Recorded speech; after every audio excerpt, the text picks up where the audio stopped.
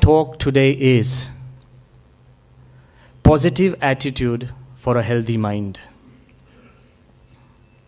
Before we start talking about attitude, I believe all of us must understand and realize the need of a healthy mind. We talk about healthy mind, as Mukesh Bhai just did, and we listened. But do we really believe that a healthy mind is more important than a healthy body? Unless we believe that the health of the mind is more important than the health of the body, nothing that I say will affect. It's very important. Secondly, when we look around in the world, if there are doctors present in this, please take it in a lighter vein. When we look around in this world, we find out, some people tell me, that if you wake up in the morning from the right side of the bed and you're feeling perfectly fine, you're fresh, and there is nothing wrong with you, just go and visit your nearest doctor. He will make sure that he finds there are 10 things wrong with you. Medical science has advanced so much, not the fault of the doctor. Medical science has advanced so much that the doctor will tell you that your blood count is low, sugar is a bit high, the good cholesterol is bad, the bad is even worse. Then they'll continue to tell you that your bilirubin is off color. You say, Doc, I can't see it. Then you're colorblind. Ultimately, the doctor says that you said, Doc, I feel really fine. I feel fresh. It's an illusion. Wait. In about 5 years' time, you'll be inflicted with such a disease. You'll say, Doc, in 5 years' time, I'll be inflicted with such a disease. What did I do wrong? He said, you did nothing wrong. You just had the wrong grandparents. It's genetic disorder. What can you do, Mukesh Bhai? When you are not responsible for selecting your grandparents, what can you do with a disease like that? Except change your attitude. There are things you can't change, but there are things you can change. But I want to ask you that we do believe that the health of the mind is important, but we don't have that focus. Because you look at the medical world, you'll have medicine for the body, creams, you have a whole system, diet for the body, workouts, gyms, walks, everything. Who ever thought of taking your mind to a walk? We are thinkers, these are supposed to be the thinkers of Ahmedabad who believe in spiritual wisdom. Have we designed a system that constantly evaluates, monitors, and constantly nourishes the mind? If we haven't done it, that means our focus is not on the mind at all. It's a concept which we don't really believe in. Go a step further. Look at the world that we've created. I was just doing a simple analysis and I found out that there are more than 50 professions in medicine. More than 50 professions in medicine that just deal with the body. Cardiology, neurology, nephrology, endocrinology. Then, you get all sorts of people. There are more than 50 professions that deal with the body, and for the mind, we have a poor psychology and psychiatry. That means ours is a society that really doesn't believe, I'm sorry, you selected a good topic, but ours is a society that really doesn't believe that a healthy mind is more important than a healthy body. Once we start believing and really accepting that the health of the mind is as important as the health of the body, we'll see a simple change. But that's not your fault or my fault or anybody's fault. We cannot blame anybody. Remember, we are talking about attitude. We cannot blame anybody, and don't delve into self-pity. But the reason is very simple, because the body is visible and physical. The mind is invisible and subtle. But I've come here to tell you that sometimes in life, things invisible are more important than things visible. Sometimes in life, things invisible are more important than things visible. And you are witness. We see a beautiful building, and we can't see the foundations which are invisible. But the building stands because of the foundation. We constantly eat and drink. Food is important. Water is more important. But we can't see air. Invisible air is more important than the visible food or water. We can go ahead and we find out that we can see planets, the Earth, the solar system, galaxies. But we can't see the force of gravity that keeps everything in order. Sometimes in life, things invisible are more important than things visible. Go a step ahead, we can see this wonderful, beautiful creation. And don't worry about it if you can't see the Creator, because invisible things are more important than things visible. Don't insist on making God visible. Accept Him. As you move ahead, you'll find out that even, now this is a big challenge for thinkers as well. I'm not just trying to protect religion or spirituality or the mind. By saying because it's invisible, still accept it, I want to challenge and let you know that even the world of science, think again, even the world of science is founded on concepts which are invisible. Think about it. The buildings stand erect. Bridges are stable. Aeroplanes and rockets fly. Because you will tell me because of aeronautical engineers, structural engineers, and civil engineers. They stand because of the calculations which are made by structure, aeronautical, and civil engineers. Calculations are made in numbers, mathematics. Now I ask you, the foundation of mathematics is 1 to 9 and 0 numbers, and the symbols of plus, minus, divide, multiplication, square root, whatever. Now I ask you, what are numbers? Has anybody seen 1? Has anybody seen 3? Who has seen 9? And who has seen 100? We haven't seen numbers. Numbers are concepts in your mind. Who has seen plus? Find me one guy, even Einstein, if he had seen divide or square root. They are all concepts which are invisible, but because science accepts these invisible concepts, the buildings stand, the bridges are stable, and aeroplanes fly. Even science is founded on concepts invisible. Then why should we complain when the world of the mind is founded on concepts invisible? The world of the mind, the health of the mind, is dependent on the concepts which are totally invisible, because they are the concepts of emotions. Love, fear, sorrow, joy. Nobody sees love, fear. Nobody. But you can feel them. Secondly, the world of the mind is founded on concepts of values like truth. Did Gandhi see truth in physical form? But let me tell you, just as emotions are invisible, they have the power to drive your mind.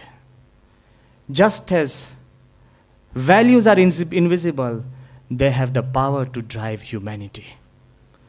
And similarly, the concepts of philosophy and faith, spirituality are invisible, but they have the power to chart the destiny of the entire mankind. They may be invisible, but sometimes in life, invisible things are more important than things visible. I just want to ask you that if we believe that this invisible force of the mind, the health of the mind, is very important, but the problem is, modern science is just beginning to scratch the surface of the mind. Don't be fooled by all these researches coming in and you feel, oh, we've penetrated so deep. No. It's just modern science of Western world in just last 100 years that this whole idea of psychology and psychiatry was invented. And when it was invented, even now, some of the best psychiatrists say that when we talk about the mind, they say it is like a blind man in a dark room looking for a black cat that isn't there. He said, we try and search the innards of the mind and we find out that you're looking for something you don't know. You're a blind man looking for things which are totally invisible. Very difficult. And that's why I feel Indian wisdom is miles ahead. Around 5,000 years ago, our saints and seers, in the Vedas, the Upanishads, in Taittiriya Upanishad, and in the great writings of our great historians, it is clearly explained what the mind is. The Western world is just beginning to scratch. If there is any person or any culture that could become the, let's say, the forerunner, the champion of the world of the mind and spirituality, it is India. Because we have not only analyzed the mind, we have said, oh, you talk about the mind? The rishis say, I'll describe the 4 functions of the mind. Forget about giving just names or titles. They say the mind operates in 4 ways. Very important, they say man, buddhi, chit and ahankar. These are the 4 functions of the mind to keep the mind healthy. Man, buddhi, chit, ahankar, they say, what does it do? Man does sankalp. The mind constantly, the function of the mind that does the thinking and inspiration is known as the man. Buddhi is not just intellect. Buddhi, see, if you are passing by a bazaar and you are hungry, and suddenly you feel, I don't have money and I want to steal that banana, the mind will think, and you have the freedom to think, not the freedom to steal. The mind will think that, okay, I'll take that banana, I'll do this, but the buddhi stops it. Buddhi sees that there are 100 thoughts the mind thinks. The buddhi has the power and the stamina to select and discriminate the right thoughts. That is buddhi. You know, a guy who just picks out all the thoughts that he gets, we say, kana buddhi, nathi. Wisdom lies on what not to say. That's more important than what to say. So ultimately, the man thinks, buddhi, it selects, discriminates, right from the wrong, the low from the bad. So the buddhi tells you, no, you can't steal. This is a bazaar. 20 people are looking for you. Don't steal. The mind goes, no, don't let me steal. Please, I'm hungry. He said, nope, don't. You know, this is the buddhi. Then the third function, after the buddhi decides, okay, you can steal. Because we have buddhis like that as well. And the buddhi decides, okay, you can steal. Then the chit does chintwan, steal. You know, by inserting this idea of trillionaires, I think you've done a big disservice. Because there are guys who can reach billion, but you've made them unhappy. But ultimately, if the buddhi goes, then the chit does chintwan, and it does contemplation and visualization. How do I do it? This is the way, this is what. That's the third function. And the fourth is ahankar. When you have finished with inspiration, when you've finished with selection, when you've finished with contemplation, and then the ahankar says, okay, I will do it. That is identification. These 4 simple functions of the mind have been clearly charted out in our scriptures, and the Western world is still struggling like a blind man in a dark room looking for a black cat that is in there. So ultimately, the depth of our vision, the depth of our inspiration, and the Indian philosophical and spiritual knowledge goes far, far beyond. So I want to tell you that if through the whole process, the mind is responsible for creating an attitude, and the mind is also responsible for creating your identity. I feel identity is even more important than attitude. Attitude is good, but constant thinking results in attitude, and years of attitude results in an identity. The mind is more important, the health of the mind is more important because it determines the health of your identity. And what better example can I give than this spiritual knowledge is given to us by not great seers or sadhus or saints, But this beautiful knowledge is imparted to us by one of the greatest comedians the world has ever seen, Sir Charles Chaplin. It so happened that he was living in Switzerland most of his time, one of the greatest directors of silent films, a big comic. He was passing through some European country, and there he read a board which said, "Look-alike Charlie Chaplin competition." You know? So about maybe 400 or 500 people had dressed up like Charlie Chaplin. They wanted to look alike. It's a big competition, like you have look-alike Sachin Tendulkar or Michael Jackson. It's a competition. And trust Charlie Chaplin to participate. He decided to participate in this look-alike Charlie Chaplin competition, and when he participated, to his shock and horror, he came number 7th. To his shock and horror, he came number 7th, but only shock and horror can allow you to gain some insight into spiritual knowledge as well. Charlie Chaplin writes in one of his memoirs, he writes that when I came number 7th, I was so surprised, you know. Then he writes that we live in a world where showmen succeed and real men fail. We live in a world where showmen succeed and real men fail. For a moment, even I got confused whether I was the real Charlie Chaplin or the 6 before me. They were so real, he said, okay? Even I got confused whether I was Charlie Chaplin or the 6 before me. Then I realized, though they could match my looks and my moves, none of them could match my mind and my attitude. એ તમારી માલિકીનું છે. Your mind and your attitude is your personal belonging. He said, though they could match my looks and my moves, none of them could match my mind and my attitude. I could laugh at life. Then he writes, I loved losing more than the winner enjoyed winning, because I am the real Charlie Chaplin. See, you can also love to lose when you know that your identity is clear. He wasn't worried. He wasn't threatened. He knew that this was the way. Then he writes, more than my appearance or my action, my mind and my attitudes give me identity. So the health of your mind, coming back to the topic, the health of the mind is so important, because the health of the mind will give you the health of your identity. Unless you have a healthy mind, you will never have a healthy identity.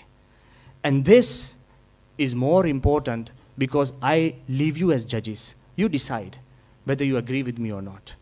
Just as Mukesh Bhai said earlier very clearly, that more important than education, more important than position, and more important than wealth, or any achievement you can make in this whole world, the health and the stability of your mind is more important.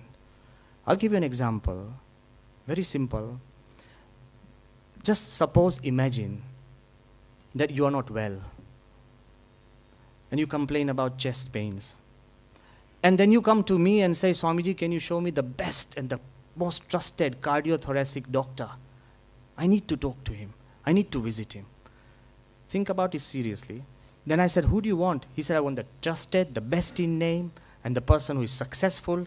I said, sure. Obviously, I'm going to look for a special surgeon who has probably treated maybe all the heads of states in the world.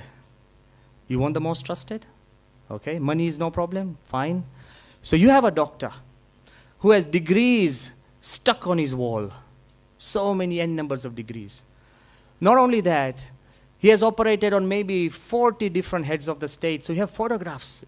So you have degrees, you have awards, you have photographs. And not only that, you have opinions of the patients who say and vouchsafe that he is the best cardiothoracic surgeon in the world. You'll agree? Fine. Once, while you are being wheeled into the operating theater because of your chest pain and you know this doctor is going to operate, if the nurses just tell you that, sir, yesterday the doctor had a huge shock. His only son died. He's suffering from unstable mind. Would you operate? Now tell me, those degrees are still there? The wall is still filled with the pictures. The opinions don't change because he did operate on them, but will you get operated by him if he has an unstable mind? What is more important, your degrees, education, experience, or a stability of your mind? Then for God's sake, focus on it. If we believe that the stability of the mind is more important, go a step further. Yogiji Maharaj, the guru of Pramukh Swami Maharaj, was in Africa, and they went to a huge house, a multimillionaire person whose house had maybe 25 to 30 rooms. Yogiji Maharaj, sanctified every room with petals and your special holy water. Once when he came down into the last room, in the last room there was a cage. And inside that cage there was a young boy who was on all fours, frothing from the mouth, getting angry, holding the bars of the cage and shaking it. Yogiji Maharaj was shocked and he asked the owner of the home, he said, why is this cage there? He said, let it be there. Yogiji Maharaj said, no, but why? He said, Swami, this is my only son. He said, but why is he in a cage? He said, he has lost the stability of his mind. If he's outside, he bites us and hurts us. Then Yogiji Maharaj said, but he's your only son. He said, I know, he's my only son, but he doesn't know that he's my only son. Then Yogiji Maharaj said that all the wealth of this home, perhaps the servants are enjoying more than the only son and inheritor of the home. Stability of mind is more important than education, is more important than wealth, and is more important than position. When we were in England, we knew Margaret Thatcher, the Prime Minister of England, she was considered as the Iron Lady. For 10 years, she ruled England. She set out policies for conservative. Don't think I'm conservative. But she set out policies for conservative government. And what happened at that time? When she dictated, Europe took notes. Now it's the other way around. Europe took notes when Maggie Thatcher, she dictated. Such was the power. She was known as the Iron Lady. You know what has become of her now? She's suffering from Parkinson's disease. She doesn't know what she says. The government has to set up a system to protect her privacy from the media. She doesn't meet anybody. Even if she meets, she cannot relate. I want to ask you, even the Prime Minister is nobody if you lose the stability of your mind. Nothing is more important in this world than the health of your mind. If you understand, then the part that I want to really open up the mind and serve what is so important, only then, otherwise we'll have great quotations, great thoughts, and great clapter. But think about it seriously. Believe that the stability of the mind is the most important. I'll go up a step further. Perhaps the most material country in this world, perhaps I've said, pure British way, so you can't catch me. British people always talk about apparent, perhaps, maybe, somehow, sometime, I'll try. Nothing really happens, but still I'm just trying to tell you, this is the way, but I'm telling you that perhaps the most materialistic country in the world is America. And we must, whether we like it or dislike it, we must also accept perhaps the most powerful country in the world is America. And so, the most powerful person in the world should be the American president. Bush has proved enough. The most powerful would be the American president, okay? Now think. It is only in the charter of the American government that they've put an insanity clause. You'll be surprised. They have put an insanity clause that the president, who's the most powerful person in the whole world, if at any time the vice president and cabinet can prove that he is insane or he has lost his emotional stability, by default the president would be removed. I think India should learn as well. It's important. The stability of the mind. The stability of the mind is the most powerful quality. If the most powerful nation of the world and the most powerful person of the world and the most powerful quality of that person is stability of mind and emotional stability, I think when India has so much wealth of this knowledge on this side, we should understand that the stability of the mind and emotions are going to be very important as we move ahead in life. And that is why our scriptures have said, Jitam Jagat Kena Manohiyena. Even after becoming the President of America and ruling the world, you still have to make a stable mind. Why don't we start doing it in our own homes? If that is still to be achieved, our scriptures have said, Jitam Jagat Kena Manohiyena. Then again, Plato has said, self-conquest is the greatest of all conquests. And to repeat the words of Mukesh Bhai, he said, Victor Hugo had said, that bring on all the armies of the world. Bring on all the armies of the world. Attitude of a single man is more powerful than all the armies of the world. If you have the right attitude, you become more powerful. Coming back to the attitude of a single person becoming more powerful than all the armies of the world, in the Second World War, when Hitler, he had won the whole of Europe. Britain was no longer a challenge if you won Europe. If some country has won India, Sri Lanka is no challenge. I'm just giving you a simple comparison. So when Hitler, after 4 years of war, had won the whole of Europe, England, and Hitler also made a statement, soon in a week's time, Britain will have her neck ringed like a chicken. These were the words of Hitler, very clearly, because he could manage, he could manipulate, he could send threats, he could even revise the predictions of Nostradamus. This is what he did, you know, everything to make sure that Hitler, his machinery won. When the Germans sent all their bombers, the Beatles, and when 80% of England or London was afire, burning, people were helter-skelter, we say that England won the Second World War not because they had better armies, better armaments, or because they were hard fighting. It was because of Churchill's single man's attitude. He gave the symbol V for victory not after India won the 2020. He gave this symbol when 80% of London was burning, and he said, V for victory. We will fight in the air, we'll fight in the seas, we'll fight on land, we'll fight with our spirit, toil, sweat, blood and tears. We'll fight till we live, but England shall will. Is because of one man's attitude that the Second World War was won. Attitude is bigger than all the armies of the world put together. And again, do you think it was just non-violence that drove the British away from India? It was the attitude of Mahatma Gandhi, not just non-violence. Mahatma Gandhi